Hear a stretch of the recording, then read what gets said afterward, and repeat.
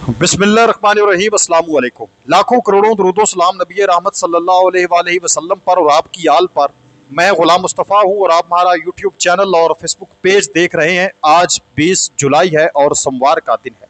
नाज़रीन मोहतरम, हम बात करने जा रहे हैं कि ये जो मनाजर आप अपनी स्क्रीन पर इस टाइम पर देख रहे हैं, ये मनाजर न्यू दिल्ली की हैं, जहाँ पर भारत की जो पार्लियामेंट है उसका घेराव कर लिया गया है, उस पर धावा बोल दिया गया है, लाठी चार्ज जारी और सारी है। न्यू दिल्ली इस टाइम पर एक मैदान जंग का मंजर पेश कर रहा है।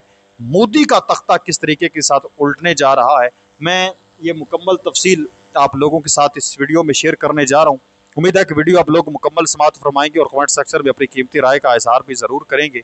हम इस मामले को शुरू से देखते हैं ताकि जिन लोगों को पता नहीं है उनको पता चल जाए कि ये मामला आखिर है क्या, इतने स्टूडेंट्स जो हैं वो सड़कों पर आखिर क्यों निकले हैं, उनके मुतालबात क्या हैं और कब के ये निकले हुए हैं, अब मामला क्यों हाईलाइट हुआ है। नाज़रीन मोहतरम, इस एहतजाज का वो आगाज़ है, मैंने मुकम्मल इस पर एक स्क्रिप्ट जो है वो तैयार किया है। यह एहतजाज जून 2026 में भारत के सबसे बड़े मेडिकल के दाखिला इम्तिहान नीट, यूजी और दीगर मुसाबकती इम्तिहानात के पेपर्स मुबैना तौर पर लीक होने और बेज़ब्तियों के स्कैंडल के बाद शुरू हुआ। इससे लाखों तलबा का मुस्तकबिल जो है वो मुतासर हुआ है। साफ ज़ाहिर है, मेडिकल के पेपर हैं, अगर वो पहले ही लीक हो जाते हैं, फिर जो लोग जिनका मेरिट बनता है उनको सीट वगैरह नहीं दी जाती, तो ये तो इंतहाई एक नाकस और तबाकुन सूरत हाल है। काकरोच जनता पार्टी, और ये कोई सियासी जमात नहीं है बल्कि एक तंजिया मुहिम के तौर पर शुरू हुई थी। एक सीनियर जज ने नौजवानों के लिए ये लफ्ज़ इस्तेमाल किया था, जिसके बाद मुजाहिरीन ने इसे अपनी सख्त कोशिश और मजबूत मुजामत की अलामत बना लिया। और काकरोच पार्टी, आप लोग जानते हैं कि जब सोशल मीडिया पे फिर जब शुरू हुई तो इसने हर चीज़ पर झुर्लू फेर के रख दिया। पूरे भारत के अंदर इतनी ज़्यादा मिलियन में फ़ैन फॉलोइंग इसने हासिल की, पूरी दुनिया की तवज्जो इसने हासिल कर ली। तो वो जो फॉलोअर्स थे सोशल मीडिया पर इनके, जो आपने भी यकीनी तौर पर काकरोच पार्टी का उस टाइम पर नाम सुना होगा, अभी 2-3 महीने पहले ये मामला उठा था, तो ये वही लोग अब सड़कों पर जो है वो निकल आए हैं। ये हुकूमत के सताए हुए लोग हैं। नाज़रीन मोहतरम, न्यू दिल्ली के मकाम जंतर मंतर पर गुज़श्ता कई हफ्तों से इनका धरना जारी था।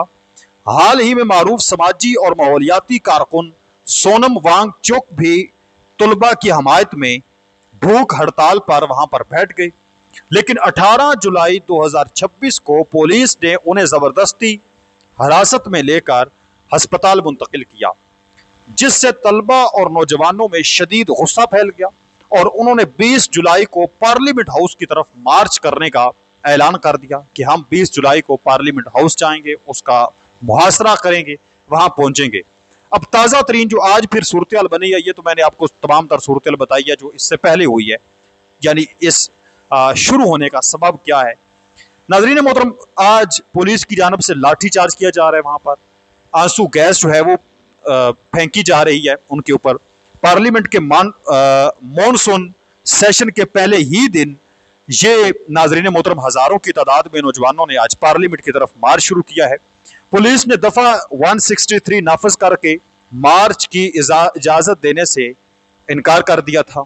दफा 144 नाफज जिस तरह से पाकिस्तान के अंदर होती है, यानी 5-10 बंदे एक जगह पर इकट्ठे नहीं हो सकते, कोई इज्तिमा नहीं कर सकते, तो वहां पर है दफा 163 163, जिसके तहत लोग जो है वो इकट्ठे नहीं हो सकते, कोई मार्च कोई एहतजाज नहीं कर सकते।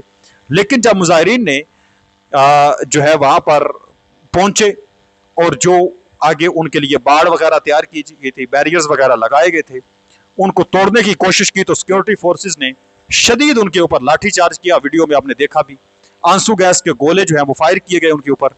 हालात इस टाइम पर यहां पर पहुंच चुके हैं कि काबू पाने के लिए नाज़रीन मोहतरम हालात पर मोबाइल इंटरनेट सर्वर जो है इंटरनेट सर्विस वो वहां पर बंद कर दी गई है।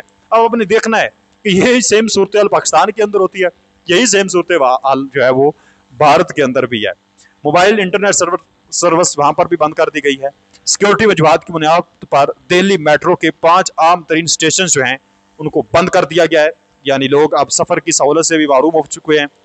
कई मुजाहिरीन को हिरासत में लिया जा रहा है, बड़ी तादाद में लोग गिरफ्तार हो रहे हैं। एहतजाज में जो तादाद बताई जा रही है वो इस टाइम पर 20,000 से ज़ायद तलबा जो है वो बताए जा रहे हैं, लेकिन इससे ज़्यादा है जो चीज़ें सामने आ रही हैं। बहरहाल हम कह सकते हैं कि तकरीबन 20-50 हज़ार 1 लाख के अंदर अंदर लोग जो हैं वो इस टाइम पर सड़कों पर मौजूद हैं और उनमें इजाफा हो रहा है। समाजी कारकुनान जो हैं वो शरीक हो रहे हैं इसमें। अब इनके मुतालबात क्या है, इतनी बड़ी तादाद में लोग जो निकले हुए हैं सड़कों पर। नाज़रीन मोहतरम, के मुतालबात ये हैं कि भारत के जो मरकजी वज़ीर तालीम है धर्मेंद्र प्रधान, वो फौरी तौर पर अपने इस्तीफे से अपने जो ओहदा है उससे इस्तीफा दे। ये अब पहले इनका मुतालबा था जब ये इन्होंने एहतजाज शुरू करना था या मार्च जब शुरू किया है। अब लोग नारे लगा रहे हैं कि नरेंद्र मोदी जो है वो भी इस्तीफा दे, यानी नरेंद्र मोदी जो है उसके लिए भी किसी किस्म की कोई माफी वो है वो नहीं कह रहे। और ये मॉनसून सेशन जो है उसके पहले दिन ही ये मामला हुआ है। तो मॉनसून सेशन क्या है जरा ये मैं आप लोगों को बता दूं। भारत के अंदर 3 बड़े आम तरीन सेशन होते हैं। एक होता है जनवरी और फरवरी से मई तक सेशन, जिसको बजट सेशन कहा जाता है, बजट वगैरह पेश किया जाता है इसके अंदर। फिर होता है मॉनसून सेशन, मानसून सेशन भी उसको कहते हैं वहां पर लोग। ये जुलाई से अगस्त सितंबर तक होता है और इसमें आप जानते हैं कि मानसून की बारिशें वगैरह होती रहती हैं, तो इसलिए इसको मानसून का नाम दिया जा रहा है। फिर है विंटर सेशन, ये नवंबर से दिसंबर तक सर्दियों का एक मुख्तसर सेशन भारत का होता है। तो ये दूसरा अहम तरीन बड़ा सेशन है और इस सेशन में हुकूमत मुल्क को चलाने के लिए नए बिल पार्लियामेंट में पेश करती है, जिनमें बहस करके बाद में उन्हें कानून बनाया जाता है।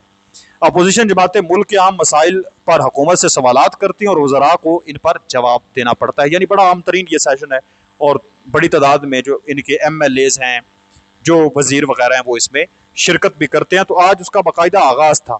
तो आज आगाज़ के पहले दिन ही लोगों ने वहाँ पर धरना देना, मार्च जो है वो शुरू किया है और हालात आप लोगों के सामने हैं। अच्छा, जो धर्मेंद्र प्रधान है इसको फौरी तौर पर वो कहते हैं कि ये इस्तीफा दे। नरेंद्र मोदी जो है उससे इस्तीफा मांग लिया गया कि वो भी इस्तीफा दे। इम्तिहानी निज़ाम में शफाफियत लाई जाए और पेपर लीक स्कैंडल की मुकम्मल जवाबदेही तय की जाए।